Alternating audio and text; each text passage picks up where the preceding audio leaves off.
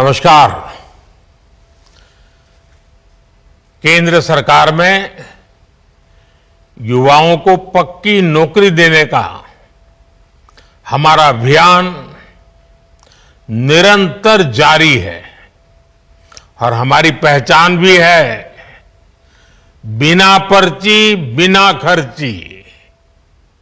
आज 51,000 से अधिक युवाओं को नियुक्ति पत्र दिए गए हैं। ऐसे रोजगार मेलों के माध्यम से अब तक लाखों नौजवानों को भारत सरकार में परमानेंट जॉब मिल चुकी है। अब ये नौजवान राष्ट्र निर्माण में बड़ी भूमिका निभा रहे हैं। आज भी आप में से कई ने भारतीय रेल में अपने दायित्वों की शुरुआत की है। कई साथी अब देश की सुरक्षा के भी प्रहरी बनेंगे। डाक विभाग में नियुक्त हुए साथी गांव-गांव सरकार की सुविधाओं को पहुंचाएंगे। कुछ साथी हेल्थ फॉर ऑल मिशन के सिपाही होंगे। कई युवा फाइनेंशियल इंक्लूजन के इंजन को और तेज करेंगे और बहुत से साथी भारत के औद्योगिक विकास को नई रफ्तार देंगे। आपके विभाग अलग अलग हैं, लेकिन ध्येय एक है। और वो कौन सा ध्येय? हमें बार बार याद रखना है, एक ही ध्येय है। विभाग कोई भी हो, कार्य कोई भी हो, पद कोई भी हो, इलाका कोई भी हो, एक ही ध्येय, राष्ट्र सेवा। सूत्र एक, नागरिक प्रथम, सिटीजन फर्स्ट। आपको देश के लोगों की सेवा का बहुत बड़ा मंच मिला है। मैं आप सभी युवाओं को जीवन के महत्वपूर्ण पड़ाव पर इतनी बड़ी सफलता के लिए बहुत बहुत बधाई देता हूं। आपकी इस नई यात्रा के लिए मेरी तरफ से आपको बहुत बहुत शुभकामनाएं हैं। साथियों, आज दुनिया मान रही है कि भारत के पास दो असीमित शक्तियां हैं। एक डेमोग्राफी, दूसरी डेमोक्रेसी, यानी सबसे बड़ी युवा आबादी और सबसे बड़ा लोकतंत्र। युवाओं का यह सामर्थ्य हमारी भारत के उज्जवल भविष्य की सबसे बड़ी पूंजी भी है और सबसे बड़ी गारंटी भी है। और हमारी सरकार इसी पूंजी को समृद्धि का सूत्र बनाने में दिन रात जुटी है। आप सबको पता है, 2 दिन पहले ही मैं 5 देशों की यात्रा कर करके लौटा हूं। हर देश में भारत की युवा शक्ति की गूंज सुनाई दी।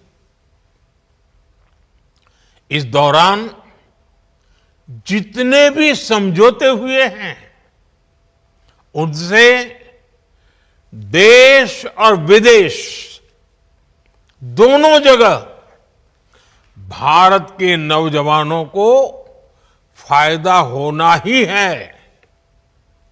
Defence, pharma, digital technology, energy, rare earth, minerals, ऐसे कई सेक्टर्स में हुए समझौतों से भारत को आने वाले दिनों में बहुत बड़ा फायदा होगा। भारत के मैन्युफैक्चरिंग और सर्विस सेक्टर को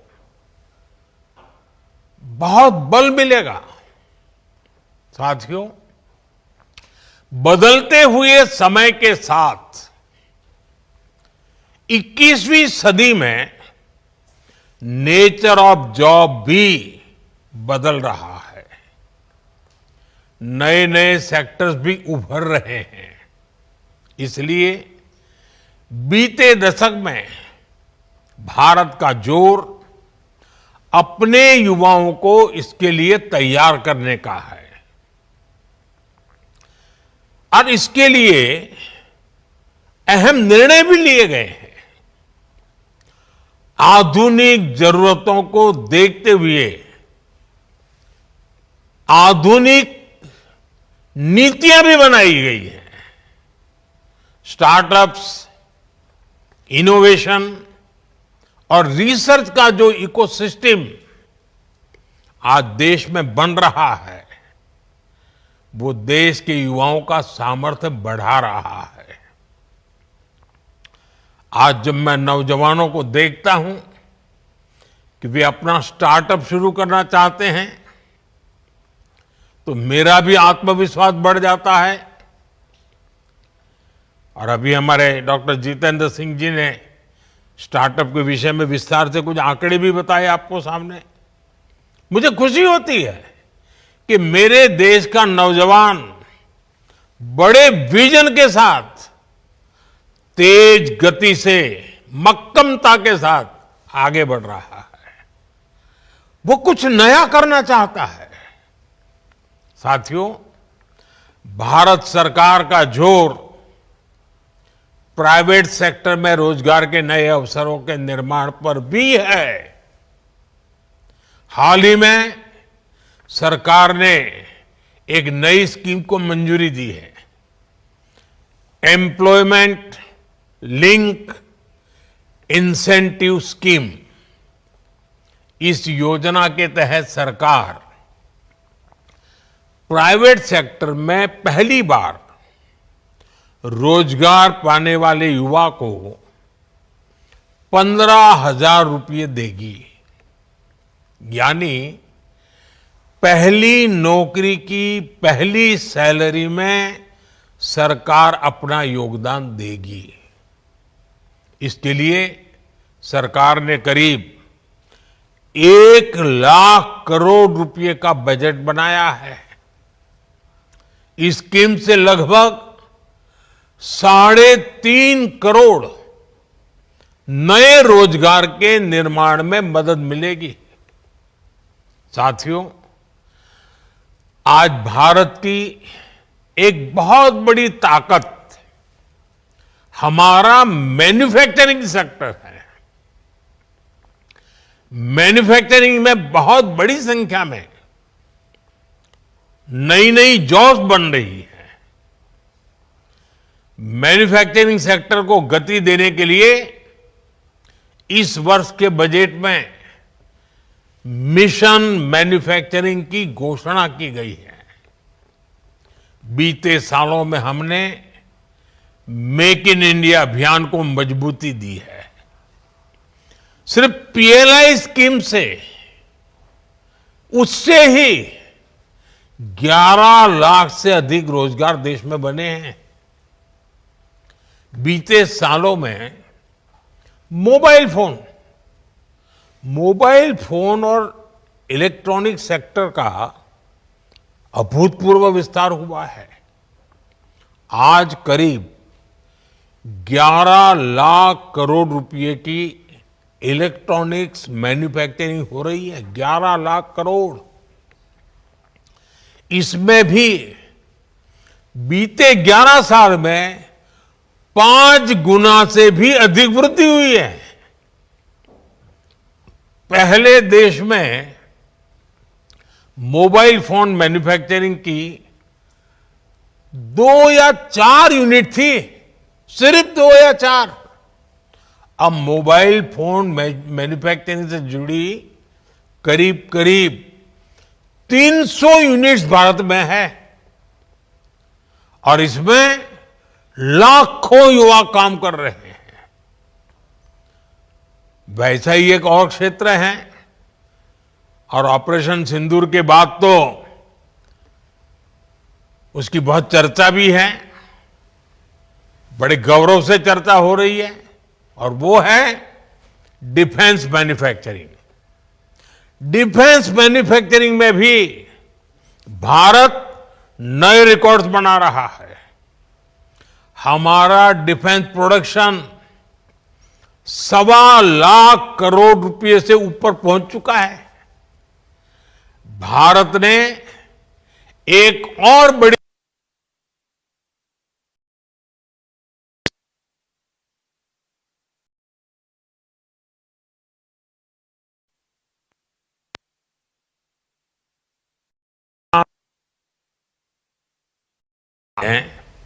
सबसे ज्यादा लोकोमोटिव बनाने वाला देश बन गया है। दुनिया में सबसे ज्यादा लोकोमोटिव हो, रेल कोच हो, मेट्रो कोच हो, आज भारत इनका बड़ी संख्या में दुनिया के कई देशों में एक्सपोर्ट कर रहा है।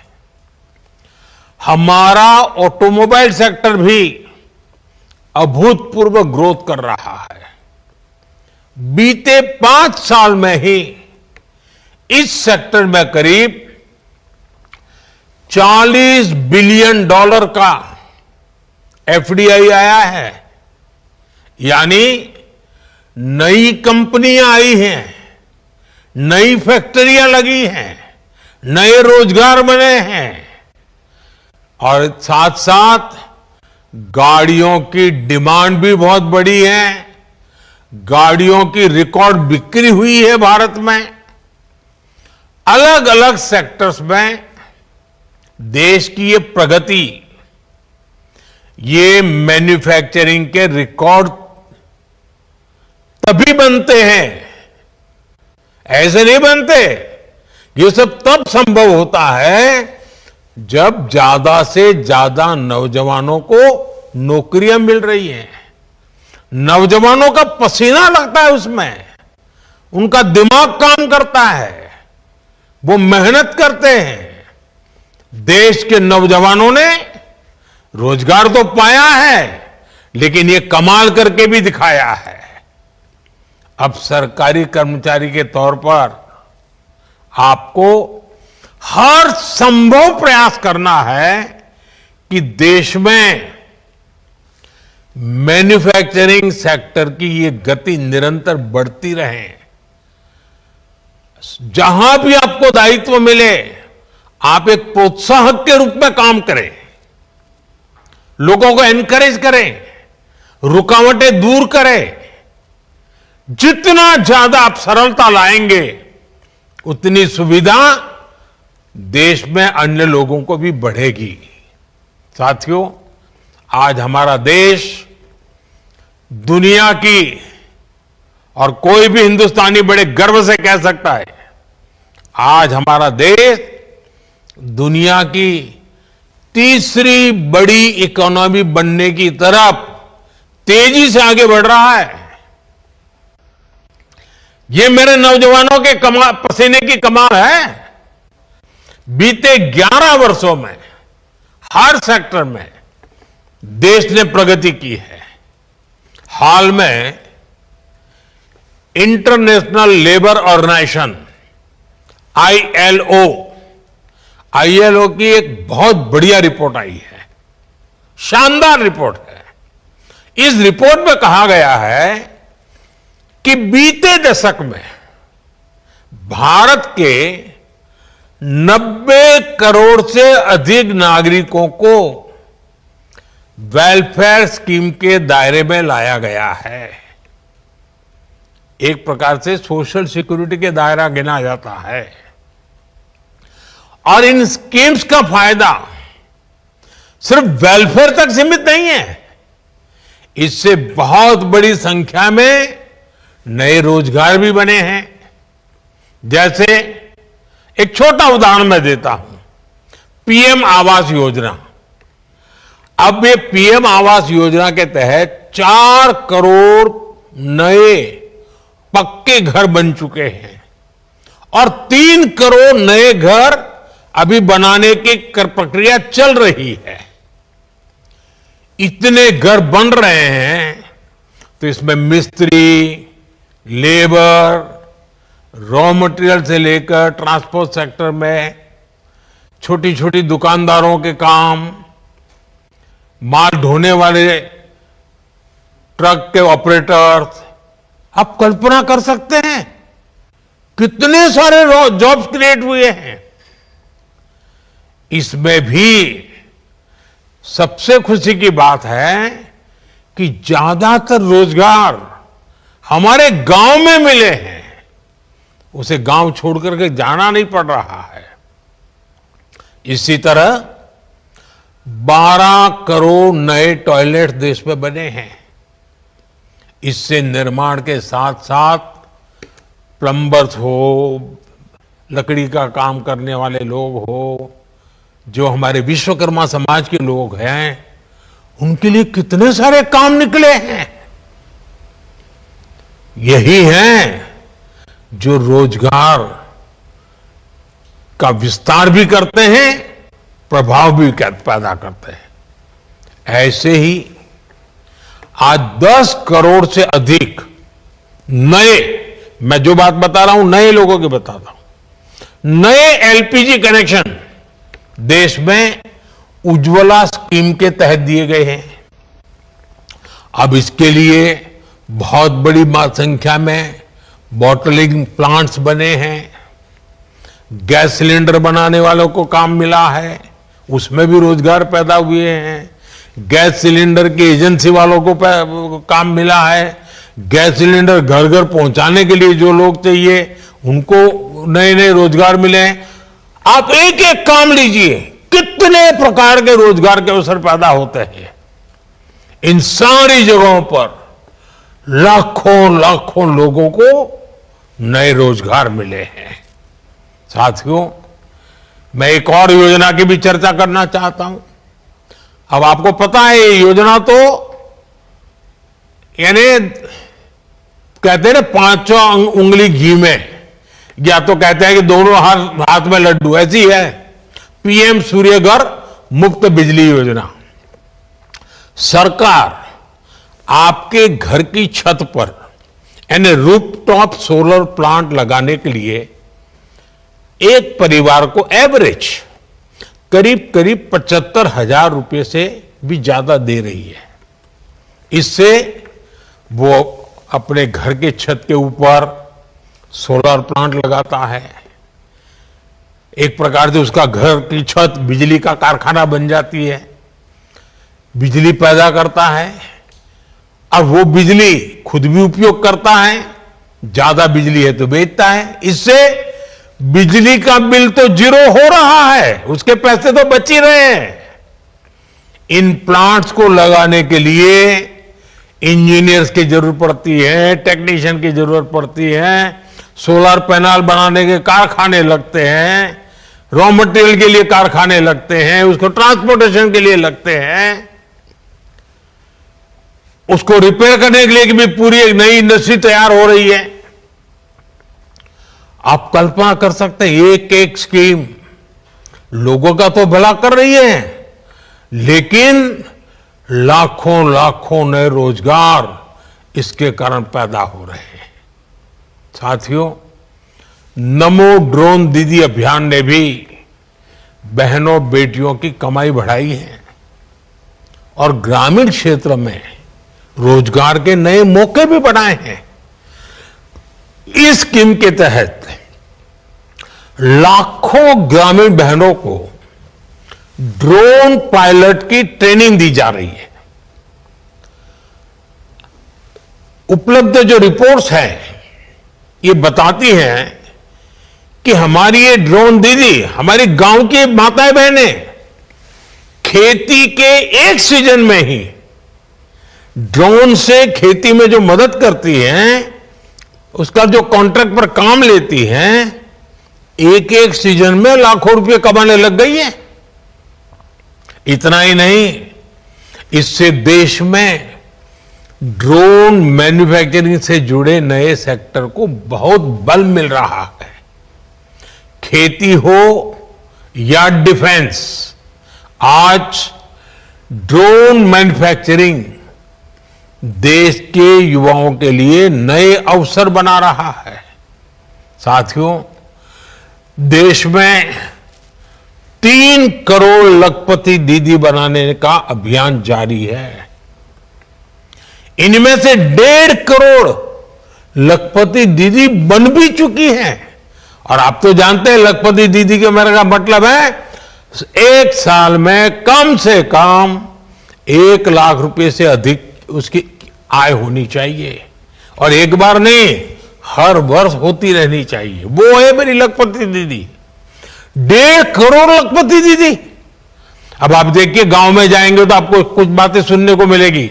बैंक सखी, बीमा सखी, कृषि सखी, पशु सखी, ऐसी अनेक स्कीम्स में भी हमारे गांव की माताओं बहनों को भी रोजगार मिला है।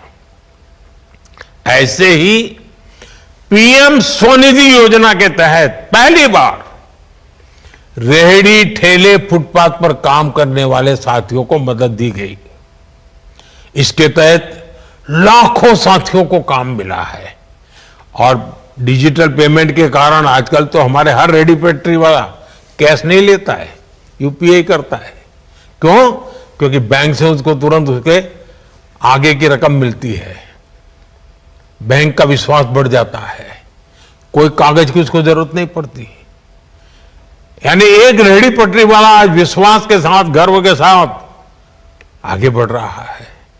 पीएम विश्वकर्मा स्कीम देख लीजिए, इसके तहत हमारे यहां जो पुश्तैनी काम है, परंपरागत काम है, पारिवारिक काम है, उसको आधुनिक बनाना, उसमें नयापन लाया, नई टेक्नोलॉजी लाया, नए नए उसमें साधन लाना, उसमें काम करने वाले कारीगरों, शिल्पियों और सेवादाताओं को ट्रेनिंग दी जा रही है, लोन दी जा रहे हैं, आधुनिक टूल दिए जा रहे हैं। मैं अनगिनत स्कीमें बता सकता हूं। ऐसी कई स्कीम हैं जिनसे गरीबों को लाभ भी हुआ है और नौजवानों को रोजगार भी मिला है। ऐसी अनेक योजनाओं का ही प्रभाव है कि सिर्फ 10 वर्षों में ही 25 करोड़ लोग गरीबी से बाहर निकले हैं। अगर रोजगार न मिलता, अगर परिवार में आय का साधन न होता, तो मेरा गरीब भाई बहन जो 3-3, 4-4 पीढ़ी से गरीबी में जिंदगी गुजार रहा था, जीवन के लिए एक एक दिन काटने के लिए उसको मौत दिखाई देती, इतना डर लगता था। लेकिन आज वो इतना ताकतवर बना है कि मेरे 25 करोड़ गरीब भाई बहनों ने गरीबी को परास्त करके दिखाया, विजयी होकर के निकले हैं। और ये सारे मेरे 25 करोड़ भाई बहन जिन्होंने गरीबी को पीछे छोड़ा है ना, उनकी हिम्मत को मैं दाद देता हूं। उन्होंने सरकार की योजनाओं का लाभ उठा करके हिम्मत के साथ आगे बढ़े, रोते नहीं बैठे। गरीबी को उन्होंने उखाड़ के फेंक दिया, पराजित कर दिया। अब आप कल्पना कीजिए, अब इन 25 करोड़ का कितना नया आत्मविश्वास होगा। एक बार संकट से व्यक्ति निकल जाए ना, फिर नई ताकत पैदा हो जाती है। मेरे देश में एक नई ताकत ये भी आई है, जो देश को आगे ले जाने में बहुत काम आने वाली है। और आप देखिए, ये सिर्फ सरकार कह रही है ऐसा नहीं है, आज वर्ल्ड बैंक जैसी बड़ी वैश्विक संस्थाएं खुल करके इस काम के लिए भारत की प्रशंसा कर रही है, दुनिया को, भारत को मॉडल के रूप में प्रस्तुत करती है। भारत को दुनिया के सबसे अधिक इक्वलिटी वाले शीर्ष के देशों में रखा जा रहा है, यानी असमानता तेजी से कम हो रही है, हम समानता की ओर आगे बढ़ रहे हैं। यह भी विश्व अब नोटिस कर रहा है। साथियों, विकास का जो ये महायज्ञ चल रहा है, गरीब कल्याण और रोजगार निर्माण का जो मिशन चल रहा है, आज से इसको आगे बढ़ाने का दायित्व आपका भी है। सरकार रुकावट नहीं बननी चाहिए, सरकार विकास की प्रोत्साहक बननी चाहिए। हर व्यक्ति को आगे बढ़ने का अवसर है, हाथ पकड़ने का काम हमारा है। और आप तो नौजवान हैं दोस्तों, आप पर मेरा बहुत भरोसा है। आपसे मेरी अपेक्षा है कि आप जहां भी दायित्व मिले, आप इस देश के नागरिक मेरे लिए सबसे पहले उसकी मदद, उसकी मुसीबतों से मुक्ति देखते ही देखते देश आगे बढ़ेगा। आपको भारत के अमृत काल का सहभागी बनना है। आने वाले 20-25 साल आपकी कैरियर के तो महत्वपूर्ण है, लेकिन आप ऐसे कालखंड में हैं जब देश के लिए भी 25 वर्ष बहुत महत्वपूर्ण है। ये विकसित भारत के निर्माण के लिए अहम 25 वर्ष है। इसलिए आपको अपने काम, अपने दायित्व, अपने लक्ष्यों को विकसित भारत के संकल्प के साथ आत्मसात करना है। नागरिक देवो भव, ये मंत्र तो हमारी रगों में दौड़ना चाहिए, दिल दिमाग में रहना चाहिए, हमारे व्यवहार में नजर आना चाहिए। और मुझे पक्का विश्वास है दोस्तों, ये युवा शक्ति है, पिछले 10 साल में देश को आगे बढ़ाने में मेरे साथ खड़ी है। मेरे एक एक शब्द को देश की भलाई के लिए उन्होंने जो भी कर सकते हैं किया है, जहां है वहां से किया है। आपको मौका मिला है, आपसे अपेक्षाएं ज्यादा है, आपकी जिम्मेवारी ज्यादा है, आप करके दिखाएंगे, मेरा विश्वास है। मैं एक बार फिर आपको बहुत बहुत बधाई देता हूं। आपके परिवारजनों को भी मैं बहुत बहुत शुभकामनाएं देता हूं। और आपका परिवार भी उज्जवल भविष्य का अधिकारी है। आप भी जीवन में बहुत प्रगति करें। आई गॉट प्लेटफॉर्म पर जाकर के लगातार अपने आप को अपग्रेड करते ही रहे।